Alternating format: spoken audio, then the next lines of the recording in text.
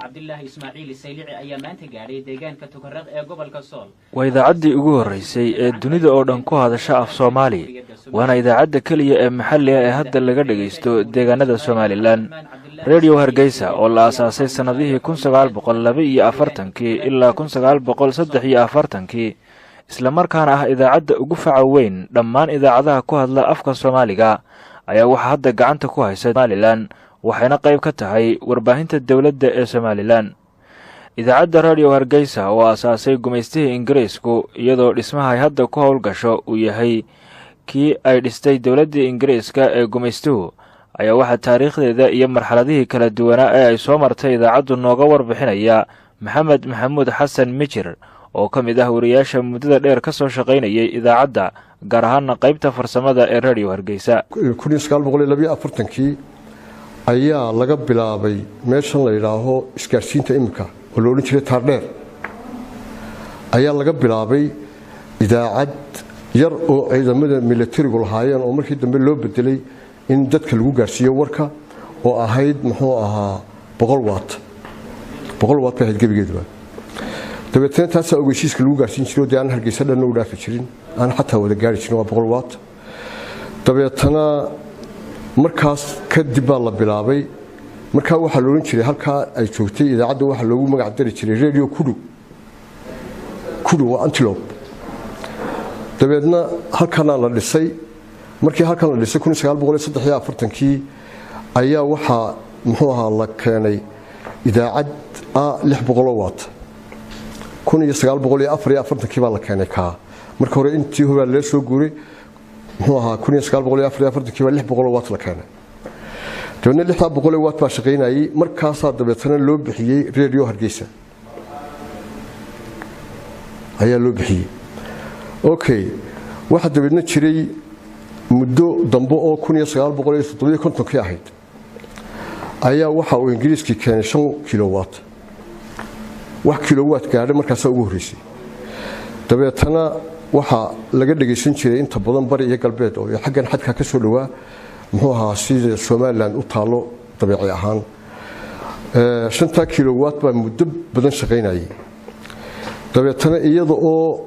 5 kilowatt shaqeynayso ayaa halgankii gobonimadu ku bilaabmay. Radio Hargeysa ayaa hadda waxa ay ku hadashaa 4 luqadood oo kala ah Soomaaliga, Carabiga, Ingiriisiga iyo af Amxaariga walow qaybta afka Soomaaligu ay tahay tan ugu ballaaran. Bismillahir Rahmanir Rahim. Assalamu alaykum wa rahmatullahi wa barakatuh. Kulanti wacan oo wanaagsan dhageystayaal halkani waa Radio Hargeysa codka Jamhuuriyadda Somaliland oo ka dhageysanaysaan muujada gaaban ee 41 mitriban iyo muujadaha FM-yada Hargeysa, Burco iyo Ceerigaabo. sidoo kale bogga internetka aan ku leenahay ee radiohargeysa.com wararka iyo barnaamijyada kala duwan ee nasiideyno ayaa aad ka daalan kartaan.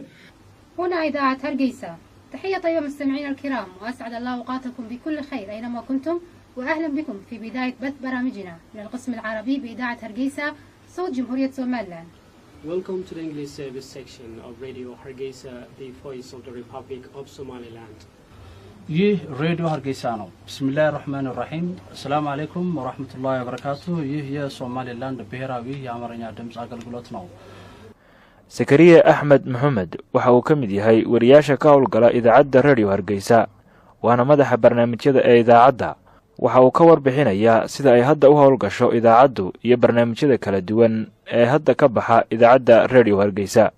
Radio Hargeysa waxay baahisaa toddobaadkii 37 barnaamij oo inta ugu badani ay arrimaha bulshada yihiin marka hal barnaamij oo barnaamijka xoogaa la yiraahdo dhacdooyinka maalintaas ama siyaasi ha noqdaan ama shirkad ha noqdaan lagu soo qaato waxa aanu muhiimada saarnaa arrimaha bulshada ka mid yihiin kalluumaysiga oo wax soo saarkiya beeraha caafimaadka deegaanka oo aad ogtahay maanta dunida ee dhibaatada uu deegaanka iyo cibrad ku hayo loo baahan yahay bulshada in la baro arrimaha wax soo saarka oo beerihii iyo kalluumaysigii marka laga tago waxa sidoo kale aan sameynaa barnaamijyo wacyigelin ah oo aanu dadka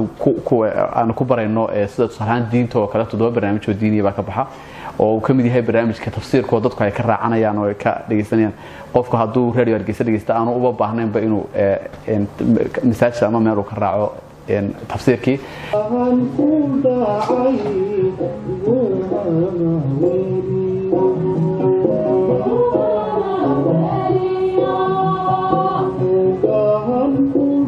marka laga soo tago idaacadda radio Hargeysa oo ah tan ugu faca weyn oo ka kooban 3 studio idaacaddu waxa kale oo ay leedahay kayd taariikh fog dheer leh kaasi oo ay ku duban yihiin hadalkii kala duwanaa ee halkan laga jeediyay waana kaydka hadalka ee ugu weyn ama ugu taariikhda dheer guud ahaanba idaacadaha ku hadla afka Soomaaliga waxaana uu noqonayaa kaydka hadalka ee ugu ballaaran Somaliland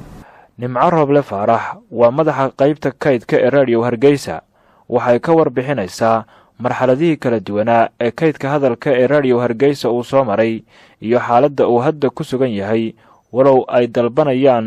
howlwadeennada halkan ka shaqeeya in laga caawiyo qaabkii nidaamka casriga ah loogu bedeli lahaa kaydka hadalka ee radio Hargeysa oo hadda intiisa badan ku duuban cajaladihii la isticmaali jiray waqtiyadii barisamaadkii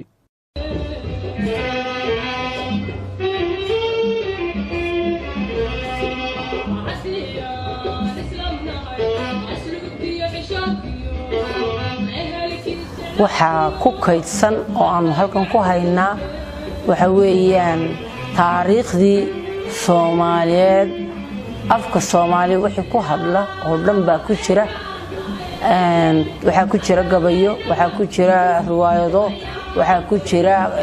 heeso wadaniya waxaa ku jira heeso wacyigelina yaa ku jirta had iyo jeerna wax alla kolba wixii ay marxaladu tahay ayaa aanu ka hadalaa waxa weeyaan markii ugu horeeyay waxaanu ku shaqayn jiray cajaladaha riim baa la yiraahdaa Khalid Fodadi Goob Joog Hargeysa